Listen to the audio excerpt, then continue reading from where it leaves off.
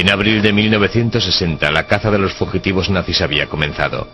El servicio secreto israelí estaba estrechando el cerco alrededor de uno de los criminales de guerra más conocidos que todavía estaba en libertad, Adolf Eichmann. Un oscuro soldado alemán que ascendió a través de los rangos de la SS hasta convertirse en el experto en judíos de Hitler y del Tercer Reich. 20 de enero de 1942. El encantador escenario de esta mansión en Fanse oculta el tema de la reunión que hay en su interior. Aquí, en una tranquila zona residencial de Berlín, queda resuelto el problema sobre qué hacer con los judíos. Oficiales nazis de alto rango se reúnen para decidir la suerte de casi 11 millones de personas. Adolf Eichmann, un oficial de la SS, presenta un plan.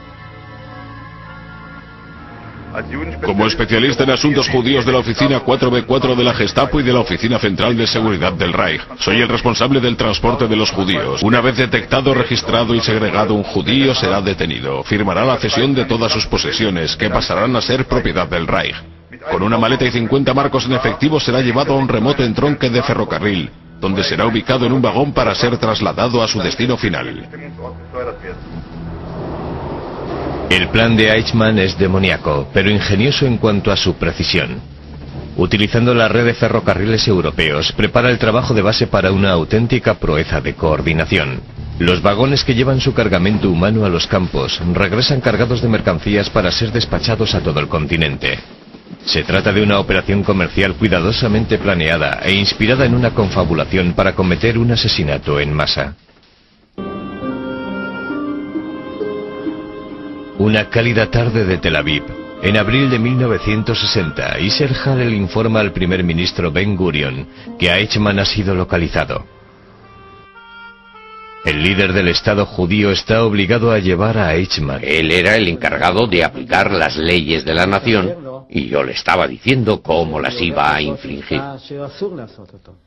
La respuesta de Chaim Cohen fue positiva. La naturaleza sin precedentes del crimen hace que el procedimiento legal internacional sea prácticamente imposible. La opinión de Cohen es que lleven a Eichmann a Israel por la fuerza para que allí sea juzgado. With orders, I had to implement and tender on the transports to the camps. And for the sake of the truth, I must admit that I knew part of those deported will be killed. Could you tell the court how you regard this question of the guilt now? Es sind in meinem Fall bis heute 16 bis 24 Jahre seit dem In my case, from 16 to 24 years elapsed since all this took place. That which existed at the time exists no longer. A lot of which existed at the time, it does not hold true today.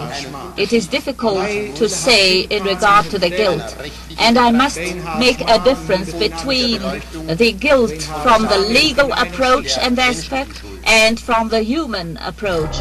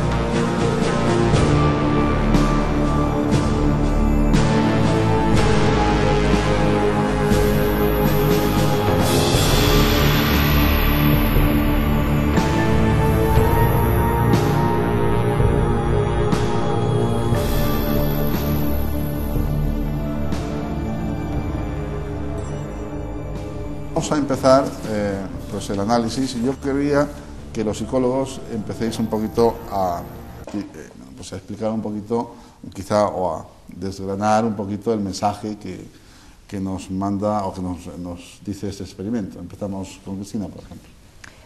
Bueno, pues lo que viene a decir es que, por un lado, claro, como seres sociales que somos y como el resto de animales, pues vivimos en jerarquía, hay una serie de normas y, bueno, eso en principio pues es bastante adaptativo, ¿no? Quiero decir que para vivir en sociedad pues hay que respetar ciertas normas.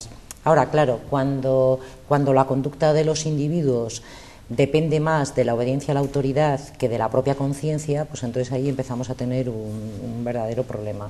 El experimento lo que viene a demostrar es que las personas, los sujetos que participaron, y luego se han hecho muchas réplicas, podemos comentar también sobre ello, pues lo que viene a demostrar es que incluso en contra de su propia conciencia, pues eran capaces de administrar dosis letales, descargas eléctricas letales en un porcentaje elevadísimo, prácticamente rondaba el 70%, 60 y tantos %, a otros semejantes sin más motivo que el hecho de que una figura de autoridad le diese la instrucción. Entonces, claro, eso entraña peligros enormes y en fin, creo que eso a lo largo del programa de verdad debatiremos, y no quiero ahora, en fin, acaparar más, pues simplemente hay que reflexionar sobre la propia conducta y hay que reflexionar sobre si las decisiones que uno toma y que guían esa conducta están guiadas estrictamente por el principio de autoridad o porque nos lo ha dicho un superior, o el gobierno, o el jefe de turno, o el profesor que hace un experimento, o quien sea, y va en contra de nuestra propia conciencia, o realmente es algo que de verdad con lo que nosotros de verdad estamos conformes. Muy bien. Fran. Sí, aquí lo que hay que destacar es que el ser humano, como ha explicado muy bien Cristina, es un ser gregario, formamos un grupo, y el miedo a ser rechazado por el grupo es casi una conducta atávica, nos grupalizamos, y en todo el grupo, a la hora de actuar, de trabajar, de sobrevivir, sobre todo los varones se jerarquizan muy rápidamente, buscamos el liderazgo y nos sometemos a él para conseguir un objetivo. Y has utilizado, Cristina, un término que es perfecto. No ha dicho contra el criterio de las personas, sino contra su conciencia.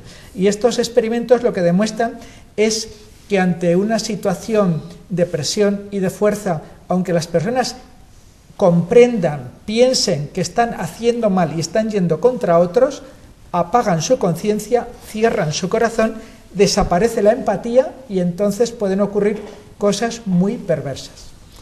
Algo así puede pasar, por ejemplo, con la juventud actualmente, por ejemplo, que pierden la empatía, Fran.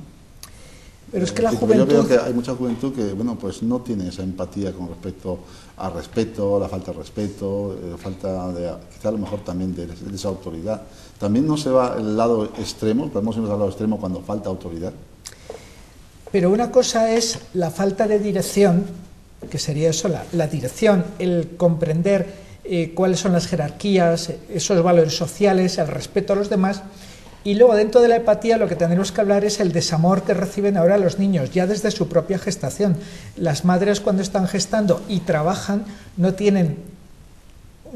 crean esa vinculación psíquica amorosa con ese feto que están formando, y eso ya produce una desvinculación afectiva. Si luego ese niño nace y a los pocos meses se le lleva a una guardería, ya no está recibiendo el amor maternal, y ahí es donde se mueren las raíces de la empatía del ser humano, porque si no se nos ha querido, ¿cómo vamos a querer? Eso es algo que también hay que cultivar dentro de las personas. Cristina, sí. Es que como madre, como mujer, como mujer trabajadora, como mujer usuaria de guardería en su día. A ver, primero, respecto a la empatía, yo no estoy totalmente de acuerdo de que incluso en el experimento Milgram se pierda la empatía. O sea, la empatía además es un efecto de una emoción que nace, como sabemos, desde el cerebro, desde niveles subcorticales, que va a la corteza, al frontal, y que tiene que inhibir un comportamiento. Y los sujetos los vemos sufriendo, los vemos como sufren, y aún así someten su frontal, digamos, hacen caso omiso de ese sufrimiento que siguen teniendo, que no es que no lo tengan, que lo tienen, porque eso se ve, y aplican la descarga. Entonces, Yo no creo que ahí podamos hablar de que se pierde la empatía, ¿no? La inhiben, se puede inhibir. La inhiben, sí, bueno, en este caso, pues eso, pues se la saltan, ¿no? Hacen caso omiso de la inhiben o la superan, digamos, ¿no? O saltan por encima de ella.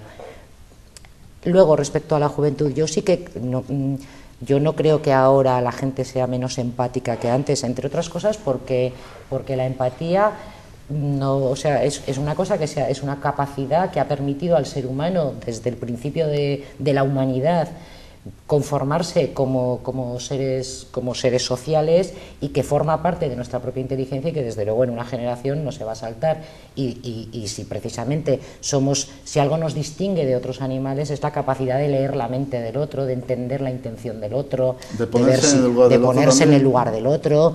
En fin, que todos habremos oído hablar de la teoría de la mente, ¿no?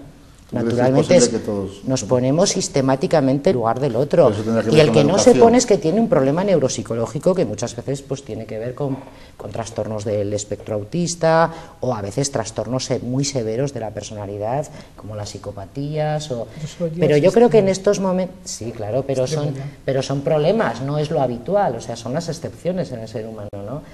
Y genera muchísimos problemas adaptativos y de funcionamiento social. Pero aquí en el experimento de Milgram...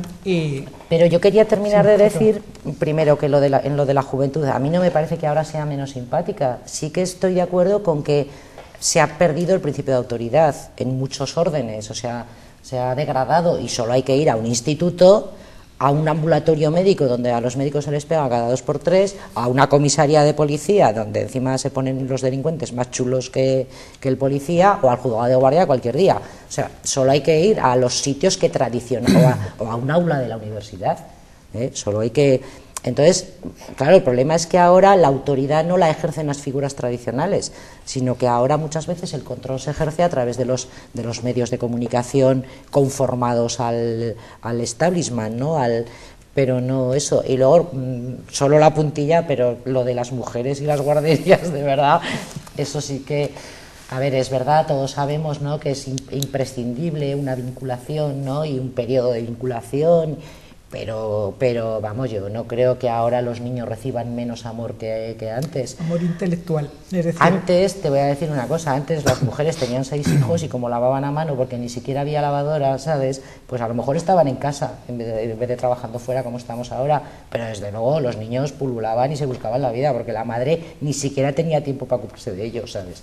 Entonces yo, en fin, eso sería otro debate, pero ahí antes sí de que contestas, pero te pregunto lo siguiente, porque claro, en este experimento que hemos visto, que el público ha visto, se ve, a menos da la impresión de que cualquier autoridad es capaz de manipular a sus subordinados. Es decir, aunque se trate, por ejemplo, de una autoridad que pueda ser pasajera, una autoridad de un nivel relativamente bajo, basta con ponerse una bata, o basta con decir que yo soy el maestro, yo soy tal, o yo soy el que te está dando las órdenes, en varios niveles, ¿no? Incluso le dice, le especifica las órdenes bajo una serie de procedimientos. Es decir, el primero es, por favor, continúe; el segundo es, el experimento requiere que continúe; el tercero, cuando ya está cada vez aumentando pues el voltaje, la intensidad del voltaje, dice, es absolutamente esencial que continúe.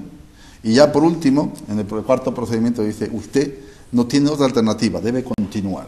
Es decir, pero esta autoridad tan débil, ¿cómo puede ser capaz de arrancar ese compromiso por parte del subordinado?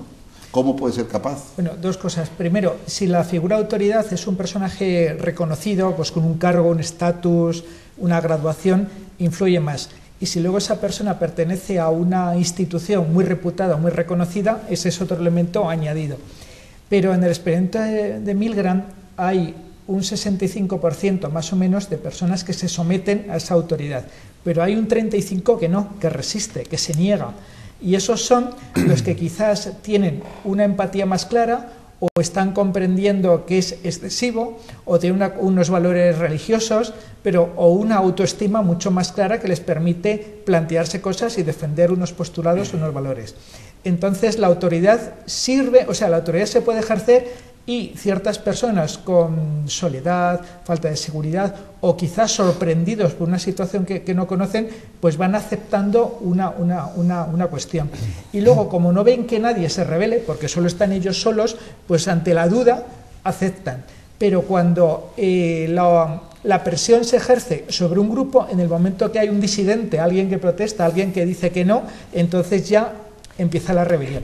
Sí, de hecho se hicieron réplicas modificando algunos parámetros de la investigación, ¿no? Y entonces uno de ellos era que en lugar de hacerse en la Universidad de Yale, como se hizo, que es una institución reputada, pues se hizo en un instituto, en fin, no sé, no recuerdo el nombre exactamente, pero una cosita mucho más discreta, y ahí la adherencia, digamos, a la obediencia bajó al 47%.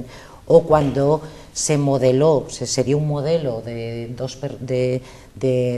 alguna persona con cierta autoridad también que se negaba a obedecer, allí, en esa réplica, de 40 sujetos experimentales, solo 2 obedecieron, el resto, los 38 siguientes, no. Es decir, eso, fijaos, significa en el fondo que claro, que hacen falta líderes con cierta reputación, ¿verdad?, capaces de manifestarse disidentes, ¿no?, ante algo injusto, para que la gente le haga lo que de verdad, además, en conciencia quiere hacer, que es no obedecer determinadas normas por injustas. Sí, porque hace un par de semanas, fijaros lo siguiente, hicimos un programa aquí en el que hablábamos de la importancia de la cultura en la formación del individuo, es decir, en la creación de valores, en la generación de esa empatía.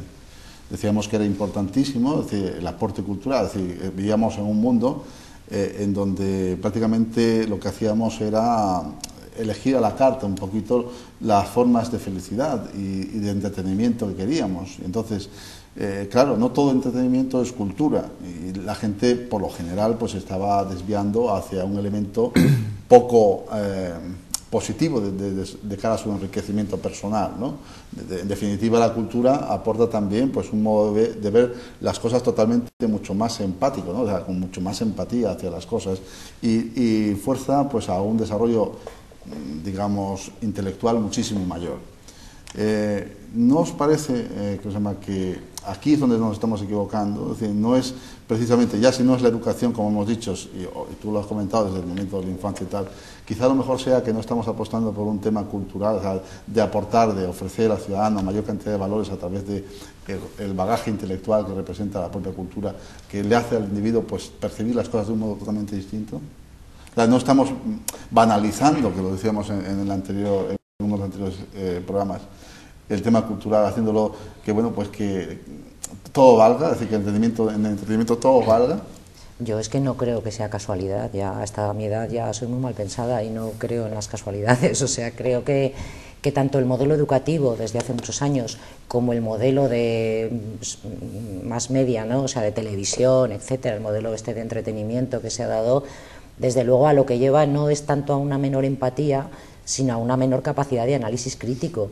O sea, eso es lo que pienso, porque claro, para oponerse a la autoridad hay que tener argumentos, hay que haber reflexionado, y no solo hay que ser asertivo, es que además hay que tener argumentos para oponerse, y para eso hay que hilar 4 cosas, 4 reflexiones una detrás de otra.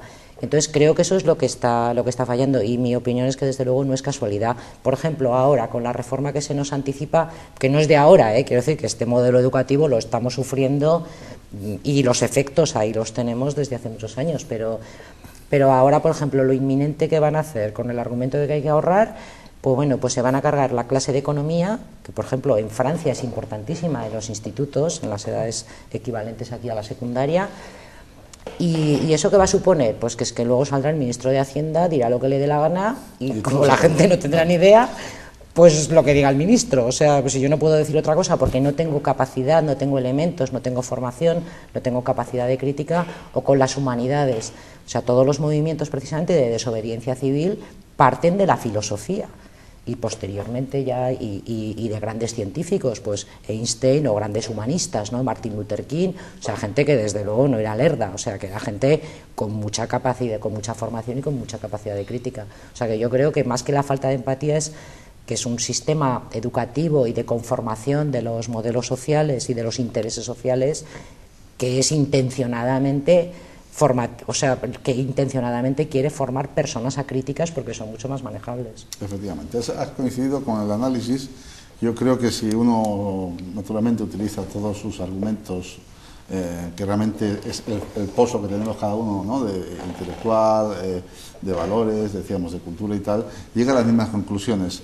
Fran, ¿querías aportar algo decir al respecto? Sí, que aparte del elementico hace falta información. Entonces, si observamos las cadenas de televisión, lo que dan es telebasura, donde puedes obtener información sobre historia, sobre realidades sociológicas. Es muy difícil encontrar programas de calidad. Entonces, aparte del espíritu crítico, si la información está cercenada, está limitada, de lo que puede hablar la gente es de personajes del papel cusé, y eso no es cultura, eso no es formación, eso es cotilleo. De ahí vienen los intentos de acotar Internet, ¿no? Claro. Precisamente. Pero naturalmente ese problema lo estamos viviendo, pero también un poco es responsabilidad también de las propias familias, ¿no? El decir, bueno, pues el orientar a sus propios hijos, y el de las propias personas, el de decidir realmente qué quieren y no elegir realmente lo que es fácil, lo que te da placer en un determinado momento, pero que luego no te aporta absolutamente nada. O sea, no creces con ello. O sea, no, tu espíritu, tu intelectualidad no crece con ello. Bien, yo con esto yo creo que podemos empezar ya el debate. Yo quería comentar, porque también ahora que tenemos aquí a la policía, un ejemplo de bueno, pues de algo parecido a lo que es el experimento Milgram, pero esta vez no con los buenos, sino con los malos. Con los malos. Y voy a hablar de un tema porque fue noticia de hace no mucho tiempo, hace unos meses, en la prensa, en la prensa de toda la prensa española. Era el virus de la policía. No sé si has oído hablar del virus de la policía. Bien, se lo comento al público. Aparecía pues hace un tiempo en numerosos diarios, ¿no?, la advertencia que bueno, de miles de ciudadanos que estaban siendo víctimas precisamente de un virus maligno que se propagaba con rapidez y que se había convertido en una amenaza muy seria, ¿no? Este virus se había extendido y en la red prácticamente tenía 1 millón de entradas en Google, 5 millones de entradas en Google hasta la fecha, ¿no? Y ahí ha puesto una alerta al Cuerpo Nacional de Policía, que se había visto obligado además a publicar en la web varias alertas y la forma de eliminar este dañino germen, ¿no? Sí. ¿En qué consistía? Pues en que el ordenador se quedaba bloqueado. Bueno, pero no voy a dar en sí, porque quiero que me lo cuente, que nos lo cuente precisamente César, que nos cuente un poquito en qué consistía, qué es lo que pasaba y por qué se tuvo que hacer. Además yo lo padecí en el ordenador de mi casa. Y sin saber nada de este virus lo padecí. Fue por saber qué correos, porque además eran correos oficiales. Pantalleó en el ordenador una de las presentaciones oficiales de las páginas web del Cuerpo Nacional de Policía y había una pequeña leyenda debajo que te explicaba que por una especie de rastreo la policía científica o la policía de delitos tecnológicos, porque además sí ponía, no recuerdo la nomenclatura, Ministerio Interior, la carátula estaba perfecta, era un cortacopia perfecta, solo que la unidad a la que hacía referencia de delitos tecnológicos como tal no existe esa definición. Entonces, claro, a un policía muy rápido sí le choca, más cuando debajo te explicaba que en su ordenador se han encontrado archivos de pornografía, zoofilia, pedofilia, claro, automáticamente nosotros que ya estamos acostumbrados a tratar de estos temas, ves que ya te viene a la cabeza la palabra estafa automáticamente. Pero es que lo más importante de esto, perdóname César, es que se pedía para desbloquear el ordenador una cantidad de dinero. Y realmente funcionaba, porque después recepcionamos muchas denuncias por toda España, el que venían a denunciar, una vez le explicaban o llegaban a conocer que era una estafa, pues ya venían a denunciar y sí habían hecho efectivo el pago. Habían hecho efectivo el pago, te marcaban un número de cuenta, un número de tarjeta y llamabas y por una cantidad te decían que te desbloqueaban el sistema operativo, que es cierto que no se desbloqueaba. Pagaban, no se desbloqueaba el ordenador, sí. Y luego también, bueno, pues claro, esto imaginaba esa cantidad de gente. Lo cierto es que alguna gente pues también acudía a determinadas páginas pornográficas y a lo mejor allí, pero no ilegales, también hay que decirlo que no eran ilegales.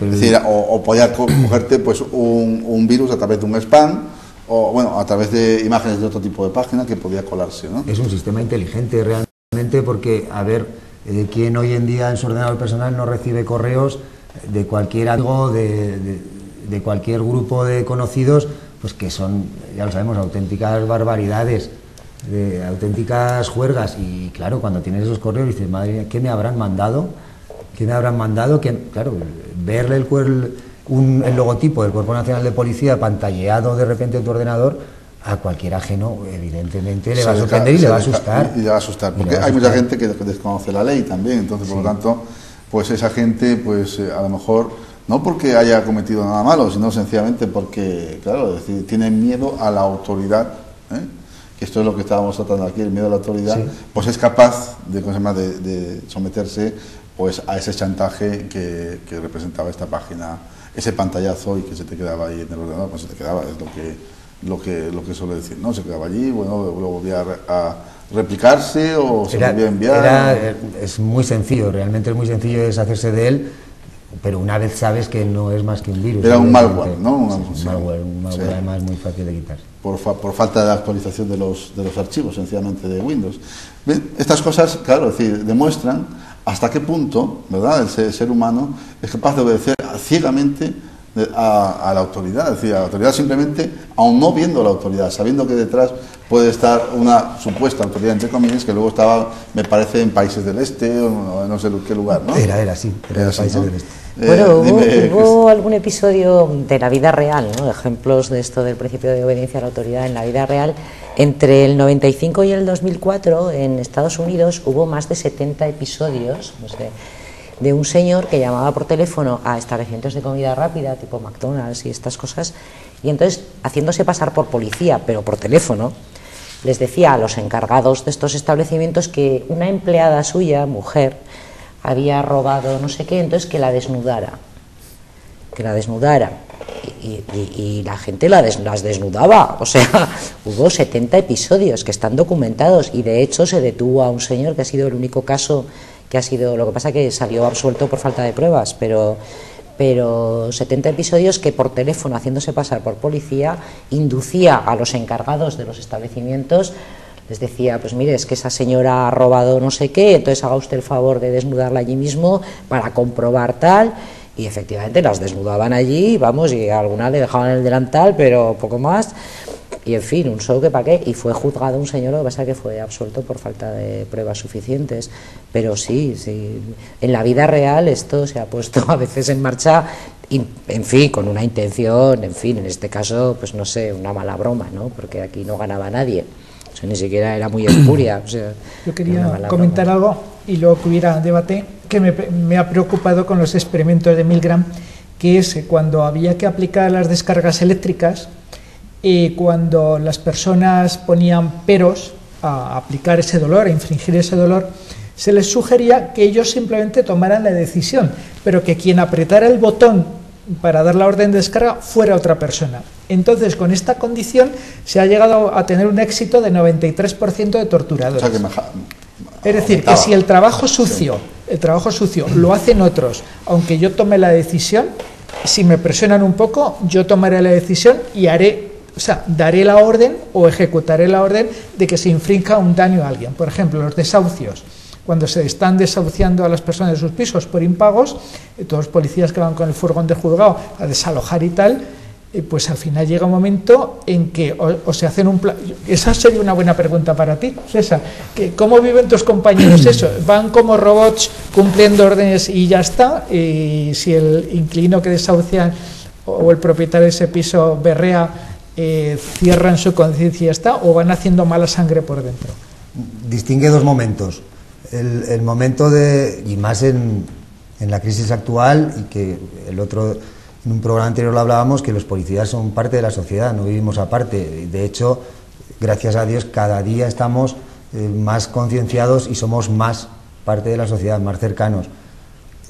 Hay dos momentos muy claros. Uno, cuando recibes una orden, que al recibir una orden tienes que entender y reflexionar, por eso antes te afirmaba, reflexionar y tener esa capacidad crítica o esa formación para saber que es una orden legal. En este caso que explicas, evidentemente viniendo un mandato judicial, ya se sobreentiende que es legal. En el momento de recibir esa orden, sin duda, y te lo digo porque lo he vivido en primera persona y he recibido comentarios de cientos de compañeros, de hecho estos días de toda España, no gusta. Y si en ese momento el policía tuviera que tomar la decisión, en según qué casos, fuera propia suya de decir hay que desahuciar a esa persona, sabiendo que esa persona no tiene dónde ir, te aseguro que el policía como persona no iría. La obediencia a la autoridad también, por ejemplo, en el caso del 25S, o en este caso de las manifestaciones, también va por ahí, es decir, es tener que obedecerse ciegamente porque, bueno, pero la autoridad lo manda, ¿no? Pero ese es el segundo. La autoridad manda, es una orden legal y estamos hablando de profesionales de la seguridad pública. Quien manda no es el que apriete el gatillo, de alguna manera, ¿no? Y bueno, es como el asesino que mata con una pistola, pero no se siente realmente, no es lo mismo que matar ahorcando, ¿no? Es decir, es una sensación totalmente distinta, me imagino, que para el asesino. Totalmente distinta. Tú que eres especialista en criminalista. No tiene nada que ver matar con pistola que matar con las manos, eso es evidente, ¿no? Pero eso que está, esa distancia, ¿no?, entre el que aplica la medida y la víctima y el quien la sufre, eso también en Milgram ocurrió, ¿no? O sea, cuando le hacían al maestro en otra variación sujetar el brazo del que recibía del que supuestamente recibía la descarga, ahí la adhesión a la obediencia bajó muchísimo. Es decir, cuando hay más proximidad con el sufrimiento del otro, pues ahí hay... No es lo mismo firmar en un papel, es decir, claro, desahucio, que ir allí directamente a desahuciar. O sea, que lo que hay que hacer es llevar a los jueces a que sean testigos de todo el proceso. Y a los políticos, a llevar a los jueces, en el fondo, bueno, los jueces y además precisamente 6 jueces de la sociedad, de la asociación más conservadora, ¿no?, de la judicatura, precisamente acaba de emitir un informe, en fin, poniendo a caer de un burro la ley en fin, pues diciendo que hay que modificar la ley de hipotecas y que lo de la dación en pago y que esto es una sangría. Y eso, la asociación conservadora, vamos, de la magistratura. Por eso está estructurada así la sociedad. Las fuerzas del cuerpo de seguridad, a través de ellas, evidentemente las instituciones, el Estado ejerce el monopolio de esa coacción jurídica. Nosotros somos profesionales y lo sabemos. Son las clases sociales, ya, vamos, eso viene de la República de Platón, no es nuevo. Quien manda siempre tiene un cuerpo por debajo que, bien, será garante de la seguridad pública, pero sin duda es el que tiene que ejercer esa coacción. Lo que pasa es que tiene que ser personal formado, preparado y cualificado para no llegar nunca a un exceso. ¿Y cuál es el límite, pregunto, cuál es el límite de la policía ante lo que es el cumplimiento de la ley, de una orden legal, a una situación que ya raya la inhumanización del ser humano? Es decir, cuando ya vemos que el Estado, el gobierno, los jueces, lo que están haciendo no es gobernar, no es dictar leyes, no es ejecutar leyes, sino que lo que están haciendo es reprimir excesivamente a la población. ¿Cuál sería el límite de la policía ahí? Hay una objeción de conciencia, puede haber una objeción de conciencia. La pregunta me lanzas. Y luego hablamos con Raúl, porque Raúl también, a lo mejor puedes comentarnos esto de la objeción de conciencia, porque tú de alguna manera también estuviste, pero después te saliste por una cosa de conciencia, ¿no? Sí, de la pregunta de lanzas. Ahí, no, de verdad, no es por ser corporativo, pero tengo que volver sobre tu misma pregunta. Los límites legales establecidos. Los límites legales. Cualquier orden que se le da a un miembro de la Fuerza del Cuerpo de Seguridad por parte de un superior, pues evidentemente viene por esa capacidad de jerárquicamente ser superior, porque tiene unas atribuciones que se le supone una preparación para esa orden y que se supone que tiene que estar dentro de la legalidad. En el momento, yo entiendo que se desmoronaría seguro un sistema si desde lo más alto empezaran a emanar órdenes que no respetan el ordenamiento, en este caso constitucional. Se desmoronaría, y en ese desmoronamiento evidentemente saldría la disolución hacia afuera, hacia acercarse a la, vamos a decir, desobediencia civil, o hacia la sociedad perjudicada, ya no solo de las fuerzas de cuerpo de seguridad, eso se ha vivido en muchos países de todo el mundo, de fuerzas armadas y de cualquier institución del Estado, pero ya por el propio desmoronamiento en pirámide. Yo te voy a recordar la revolución de los claveles. Creo que es muy importante darse cuenta que la revolución de los claveles la hicieron oficiales del ejército. Entonces, lo que sí que quiero decir es que no sé si volver a centrar un poco el tema, porque podríamos hablar mucho de cómo ha empezado todo esto, hablando del experimento, ¿no? Pero creo que todos aceptamos que una sociedad, somos animales sociales, evidentemente, para sobrevivir como especie tenemos que vivir en sociedad, evidentemente un solo individuo no resiste, ¿no?, en nuestro mundo. Y por eso necesitamos unas jerarquías, unas autoridades, un cumplimiento de normas, una aceptación de esas normas. Yo me gusta hablar no de obediencia, no es una palabra que me guste para nada. Me he considerado siempre un rebelde allí donde he estado. Y entonces me gusta hablar de aceptación e integración de esas normas, siempre y cuando, evidentemente, no estén en contra de mi conciencia personal. de un nivel de conciencia que yo tengo o creo que he llegado a esa relación, ¿no?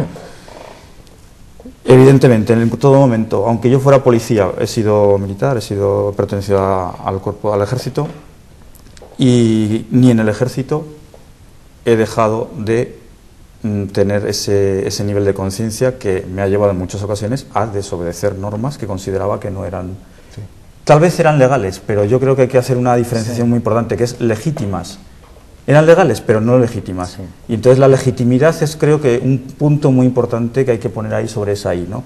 La legitimidad no la da que esté escrito en un papel, en un ordenamiento jurídico, que esté escrito en una constitución. No, puede estar perfectamente. No sé quién decía por ahí que vamos, tú podías coger a 40 diablos y esos diablos, esos demonios, podían hacerte una constitución perfecta desde todo el punto de vista jurídico. Pero desde un punto de vista legítimo o desde un punto de vista humano, humanista, desde un punto de vista de una evolución ya personal, no sería legítimo para mí, ¿no? Bien, hablando de legitimidad, perdóname, ¿sería legítimo, por ejemplo, el caso que propone Convergencia de Unión sobre la independencia de Cataluña, por ejemplo, en ese caso? Antes habíamos comentado, por ejemplo, que los Mossos d'Esquadra, bueno, que en este caso, pues el consejero de Interior, Felipe Puig, ¿no? Dijo que, bueno, pues en caso de conflicto, fijaros lo que dice, en caso de conflicto, los Mossos d'Esquadra estarían con la Generalidad, ¿no? Y describió además al cuerpo autonómico, este cuerpo de policía autonómica, como parte de la estructura del Estado catalán. Es decir, la autoridad competente en Cataluña está diciendo eso. Yo me pregunto si la policía, que responde en orden jerárquico a la autoridad competente, naturalmente luego vamos a ver que existen otras leyes que evidentemente pues han de cumplir, ¿no? Como bien sabes tú, César. Si la autoridad tiene, podría ahí ejercer esa presión que hemos visto nosotros con menos autoridad todavía en el experimento Milgram, con respecto a sus subordinados, que en este caso sería, pues naturalmente, todos esos Mossos d'Esquadra que forman parte de la policía de la Generalitat. Pero es que ahí entramos también un poco temas del liderazgo de los mandos de la policía, en ese caso, ¿no? Tú tienes el caso muy claro de la Guerra Civil Española. O sea, hubo un golpe de Estado, pero había un montón de mandos de generales del ejército que se mantuvieron fieles a un ordenamiento jurídico que estaba, que era la República, ¿no? Hombre, de hecho, estos Mossos d'Esquadra juran la Constitución. Juran la Constitución, exactamente. Entonces yo creo que ahí tiene que venir personal de ciertos mandos de la policía que digan no, y entonces desde arriba decir no, nos plantamos porque esto no es lógico, esto es un enfrentamiento aquí que no tiene sentido, y entonces para mí no están cometiendo ningún delito ni están desobedeciendo, y menos cuando se trata de un cargo político que yo creo que está deslegitimizado. Claro, has ido a plantear una de las situaciones de las más complejas a lo mejor, ¿no?, respecto al asunto de la desobediencia civil. Yo quisiera remarcar primero que la desobediencia civil no es un delito. Es que no es un delito. No lo es. O sea, la desobediencia civil supone un acto de desobediencia movido por la conciencia y por un sentido de la justicia también, donde uno además está dispuesto a pagar las consecuencias. Eso es lo que le da el carácter civil y democrático. Es decir, uno no va contra las normas, en general, ni contra el sistema democrático, todo lo contrario, pretende profundizar en él, ¿no? Lo que pasa que desde un punto de vista de la responsabilidad de la propia conciencia, entonces asume las consecuencias de eso y además tiene carácter no violento. Eso también es muy importante. Incluso hay que intentar no entrar a las trampas del poder, ¿no?, que actúa con represión, y eso en algunos sectores de desobedientes provoca una reacción y entonces digamos que deslegitima el movimiento, ¿no?, muchas veces. Entonces y luego el carácter público. Entonces, dentro de todas las conductas de desobediencia que se han venido llevando, y aquí en España, por ejemplo, tenemos pues el movimiento contra el servicio militar obligatorio en su momento, que terminó al final en la objeción de conciencia y en la supresión ahora tenemos el movimiento por la dación en pago, que claramente la gente ha ido por delante oponiéndose a los desahucios y que va a terminar en una modificación legislativa, eso va a estar claro, y muchos más podríamos poner, pero justo ha sido a poner el ejemplo donde la situación, o sea, una cosa es, sería más compleja y mucho menos clara, o sea, con muchos más elementos, ¿no?, de debate, porque un acto de desobediencia es un acto que no puede confundirse con un delito, no es un delito, y tampoco con actos con actos subversivos contra el Estado. Es decir, uno acepta, desde la desobediencia, acepta el Estado de Derecho. Entonces yo entiendo que ahí los Mossos de Escuadra, si de verdad perdón, reciben esa orden de sus superiores, desde luego el que quiera actuar en conciencia y respondiendo cívicamente tendrá que negarse a cumplir la orden. Es rotundamente no. Rotundamente no. Estando absolutamente de acuerdo con Raúl, que lo estoy, incluso extendería un poco más, porque estoy muy de acuerdo en que una salida de pata de banco como esa, que ya esto es opinión, pero creo que el fiscal general del Estado tendría que haber actuado, y hasta el día de la fecha no lo ha hecho. Pero una salida de pata de banco como esa no solo va a ser responsabilidad de los mandos directos de los Mossos, sino hasta del más nuevo y recién entrado de los compañeros de los Mossos de Escuadra. Eso es evidente. Los compañeros que representan sindicalmente a todos los Mossos de Escuadra, hemos tenido contactos con ellos y evidentemente han estado diplomáticos, porque lo más suave que le han dicho es que se meta en sus cosas y que no meta al cuerpo de los Mossos de Escuadra en política. Eso es lo menos que se le puede decir. Yo tengo aquí un mensaje, por ejemplo, de la SPC, ME, dice, le dicen prácticamente, definen que la propia ley autonómica catalana, la obediencia debida, no puede amparar las órdenes que comporten la ejecución de actos que constituyan manifiestamente delito o que sean contrarios a la Constitución o a las leyes. Después también hay otra manifestación del CEP, sindicato, ¿no? De Ignacio López, manifestando su malestar por las declaraciones de Puig, a quien ha acusado de haber incurrido en irresponsabilidad incalculable. Estas declaraciones, además, completamente irresponsables, llegado el momento, podrían incurrir en una figura contemplada en la Ley Orgánica de las Fuerzas y Cuerpos de Seguridad, ha añadido, ¿no? Pues a juicio de López, las fuerzas y cuerpos de seguridad deben mantenerse al margen de cualquier situación política. Es evidente, pero claro, aquí estamos hablando de que todas esas cosas las entendemos nosotros, quiero decir, pero hay que decir que ¿a quién van a obedecer finalmente si el gobierno catalán decide pues independizarse y hacer referéndum? Y por lo visto, aunque en su programa no lo manifiestan abiertamente y dicen que lo van a hacer en el año 2020, pues eso no nos lleva a pensar que, o podría llevarnos a pensar también, y bueno, que ya está ahí la amenaza y que por lo tanto incluso están intentando ya pues encarrilar un poquito el asunto, porque claro, esto puede originar, sobre todo el caso de los Mossos de Escuadra, puede originar un gran conflicto, y por eso yo decía antes, y claro, el público no nos ha oído, que puede ser el momento, el chispa, que puede ser por venir por cualquier otro lado, en donde salga la primera chispa que nos origine pues un gran conflicto, y no necesariamente, o sea, mezclándolo también con temas económicos, evidentemente, que bueno, pues que al final pues salga por ahí o salte por ahí la liebre, ¿no? Como decíamos anteriormente. Sí, que quería poner, es que viene como anillo al dedo un ejemplo del nazismo.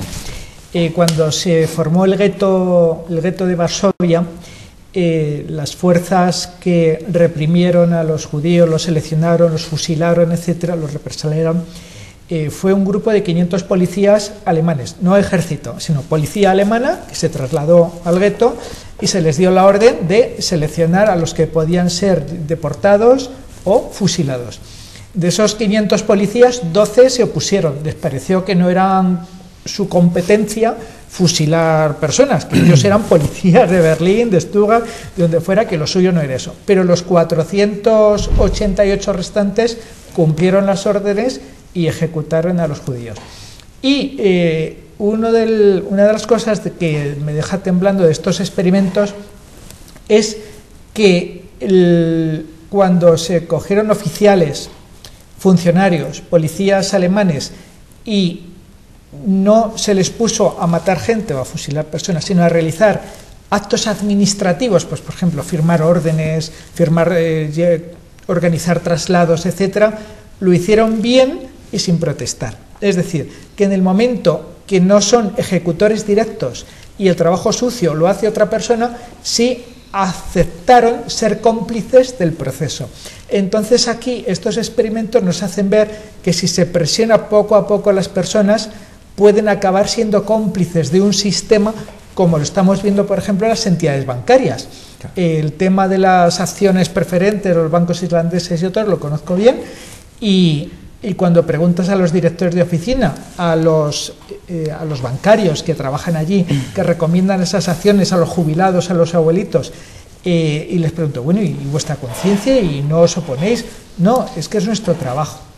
Es decir, son órdenes que reciben cumplen de arriba, órdenes profesionales. Y punto, ¿no? Raúl, ¿cómo es? No, pero es que lo que está diciendo Fran es que es cierto, o sea, la propaganda nazi, porque hubo primero mucha propaganda nazi, fue la que consiguió que eso, que las mentes al final fueran acríticas. Y ahora están consiguiendo con los medios de comunicación, es que yo no los llamaría medios de comunicación, son medios de manipulación. Están consiguiendo eso, que seamos auténticos, lo siento, borregos. Somos borregos, nos están aborregando, somos masas de borregos. Y es lo que pretenden desde el poder, lo has dicho tú antes, Gunther, o sea, desde el poder, o lo ha dicho Cristina, no me acuerdo, igual Cristina. Lo que se pretende desde el poder es crear masas de gente que no piense, porque mientras tanto los que se instalan en el poder pues están viviendo muy bien. Bueno, yo no pierdo la esperanza, por ejemplo, no pierdo la esperanza de que, porque si con 2 entre 40 es suficiente, pues con que haya unos poquitos líderes, ¿no? con personas con capacidad, con cierta capacidad de influencia, que modelen, ¿no? comportamientos de desobediencia civil ante los abusos, por ejemplo, en este caso, pues ahora de la deuda, del pagarle la deuda a la banca mientras estamos dejando a la gente en la calle sin medicinas, en fin, es que eso, algo que será legal, ¿verdad?, porque lo decreta el gobierno, pero desde luego es completamente ilegítimo y además es antidemocrático. Es que además, entonces, bueno, pues si uno está dispuesto a pagar el precio de mostrarse allí insumiso, pues bueno, pues eso es lo que hace falta. Y de todas maneras, por ejemplo, la institución Albert Einstein, que dirige René Char, que es, pues, en fin, el ideólogo actual, porque en su origen fueron otros americanos y, como he dicho antes, Einstein, etcétera, no, Gandhi, que desarrollaron estos modelos, ¿no?, de desobediencia civil, pues este tipo de actuaciones de desobediencia civil están teniendo cierta influencia, O sea, por ejemplo, se ha dicho que en el derrocamiento de Mubarak o en la primavera árabe, etcétera, que tuvo cierto peso este movimiento de desobediencia civil. Algunas de los métodos, ¿no?, de los 198 métodos de René Char, aunque luego los árabes dicen que bueno, que es que aquí los europeos ya estamos buscando otro Lawrence de Arabia, ¿no?, que tampoco es eso, que siempre de héroes, ¿no?, en fin. En los foros sociales últimos, en el de Porto Alegre, Naomi Klein, por ejemplo, que habla del miedo, ¿no?, como sobre todo teoriza mucho sobre la teoría del miedo como método de control social, que es lo que tenemos ahora, ¿no?, porque ahora el gobierno nos dice a pagar la deuda o el caos. Pues mire usted, pues ya, pues si pagar la deuda es Grecia, pues el caos, de verdad. O sea, visto ya. Y tenemos el modelo islandés para ver. Claro, y tenemos otras alternativas, ¿no? Pero ellos se presentan como la última alternativa y lo demás da pavor, tal y como te lo venden, ¿no?, los medios de manipulación que dice Raúl. Entonces, el Foro Social Mundial de Porto Alegre y en el de Barcelona, por ejemplo, Arcadi Oliveres también dijo que el futuro contra esta globalización y contra este control, ¿no?, de la población y la explotación económica, en realidad no va a ser la sociedad civil, sino la desobediencia civil, ¿no? Entonces, yo ahí sí que creo, o sea, creo que va a ir por ahí, ¿no? A Fran simplemente quería hacer una argumentación para que luego lo debatamos un poquito también antes de que acabe los últimos 5 minutos antes de decirlo. El tema de la Unión Europea, por ejemplo, ¿no? Es muy fácil, por ejemplo, que los burócratas de Bruselas digan, bueno, pues aquí hay que hacer determinados sacrificios en determinada cantidad de tiempo, ¿vale? Claro, eso hasta cierto punto, es decir, hemos visto que, bueno, que hay rebeliones como consecuencia de ello, pero claro, ellos lo que hacen es apretar, es decir, dar la instrucción desde lejos, es decir, lo que hay que hacer es esto, lo que hay que hacer es eso, sobre el papel, que el papel pues puede decir lo que quiera, ¿no? Se puede poner lo que se quiera en el papel, pero realmente quienes sufren las consecuencias son los pueblos que realmente están haciendo ese ajuste tan rotundo, cuando parte de la culpa, sobre todo porque ellos están pagando un tipo de interés muy bajo y nosotros lo estamos pagando muy alto, es precisamente la falta vamos a decir, de unión realmente entre todos los países para hacer pues una Europa más equilibrada, ¿no? Y al final, ¿qué es lo que ocurre? Pues que al final lo que ocurre es que hay un desaliento hacia lo que vendría a ser todo lo que viene de Europa. Incluso hay posiciones recientes que, bueno, pues que se ve claramente que queremos volver a reconocer nuestra propia identidad española independientemente de Europa. Y con eso os dejo para que después lo debatamos. Y Frank, que querías comentar algo. Una aportación que estás comentando. A mí una cosa que me está preocupando no son los brotes de rebeldía, agresión de la población en formatos 25S o 15M. A mí lo que me está preocupando es que muchas personas de bien, autónomos, trabajadores, pequeños empresarios, se están suicidando. Entonces la ira, la rabia se está implosionando hacia adentro. Y eso debía ser el final, es decir, en psicología, cuando llegamos al suicidio, psíquicamente el individuo ya considera que ya no tiene ninguna salida. Se han quemado todas las etapas posibles, pero no es verdad. Todavía tenemos para enfadarnos, rebelarnos, tirar piedras a la policía, a los políticos. O sea, podemos hacer muchas cosas todavía. Y yo quería dar ejemplos de esta protesta social que podemos hacer. Por ejemplo, los autónomos y los pequeños empresarios. Vamos a pedir crédito para nuestras actividades profesionales y las entidades bancarias nos dicen que no, que si no somos millonarios, que no nos dejan dinero. ¿Yo qué estoy haciendo y qué están haciendo muchos? Darnos de baja de esa entidad bancaria y buscarnos otra que sea un poquito más amable. Eso para empezar. César, no ha sido en plan... Era simbólico. Era simbólico, está claro, ¿no? En el sentido genérico del bueno, concepto. Pues hablemos un poquito de este tema de Europa, porque también es preocupante que una institución pues que supuestamente tiene que llevar... Pero ahí la pregunta que nos tendríamos que hacer es que ante esa presión que los burócratas de la Comunidad Europea ejercen sobre nuestros gobernantes y ellos ejercen sobre nosotros el pueblo, entre medias está el ejército, la policía y las fuerzas de seguridad. Y yo lanzaría una pregunta al aire, así. En las fuerzas de seguridad, por lo que sabéis, por lo que habéis experimentado, si tuvieran que elegir entre ponerse de parte del gobierno o de parte del pueblo, ¿qué decisión tomaría? Es que las fuerzas y cuerpos de seguridad son parte del pueblo. No las dejemos como un ente aparte, y mucho menos que está entre el ciudadano y el gobierno.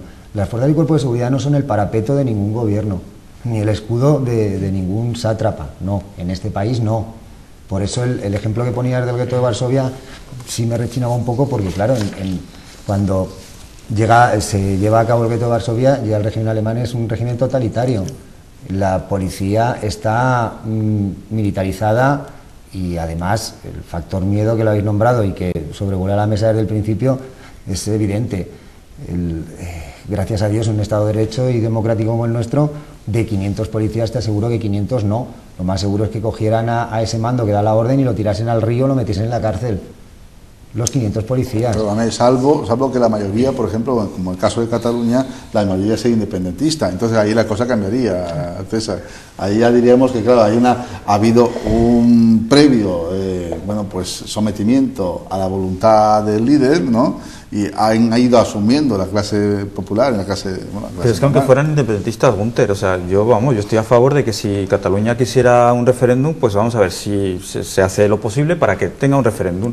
Que es que además es que eso es estúpido, porque es que tienen la Valdarán que también se quiere independizar de Cataluña. O sea, es que al final acabamos en las tribus, volvemos a las tribus, porque es que cada aldea, pues yo creo que eso habría que explicarlo, y luego por barrios. ¿no? Habría que explicarlo. Pero te quiero decir que eso que ¿dónde hacemos la consulta? A los barrios que dices tú, porque claro, habrá barrios que no quieran, o habrá provincias que no quieran. Y los catalanes que luego hayan votado que no, ¿qué hacen? ¿Emigran a la parte española? O sea, que es que, vamos a ver, yo soy partidario de hacer un referéndum, o sea, en el sentido de decir, bueno, a ver, venga, ahí lo tenéis, ¿no? No tengo ningún problema, y como si se deshace España, también te lo digo en serio, o sea, en el sentido de que no existen los países, son un invento, ¿no? Entonces, pues bueno, pues todo está para construirse o destruirse. En la teoría del caos estamos. Sí. Bueno, yo el ejemplo de Fran, la verdad es que me ha dejado con la carne de gallina, porque claro, a ver, es que cuando desde la sociedad civil pretendes cambiar las cosas, lo que no puedes elegir es el terreno del enemigo, o sea, está claro, o sea, nosotros no tenemos armas, ¿no? Eso para empezar. Luego, por ejemplo, yo respecto a la policía lo tengo claro, que es gente de la sociedad, o sea, pero el ejército no es un ejército de leva como era el portugués, ¿no?, en la revolución de los claveles. Este ejército que tenemos ahora es un ejército profesional de asalariados y que además con no sé qué porcentaje además ni siquiera es de aquí, o sea, entonces no sé yo, entonces creo que no es el terreno en el que hay que pelear, vamos, yo lo tengo claro que el poder se basa en la obediencia y si no obedecemos el poder se les acaba.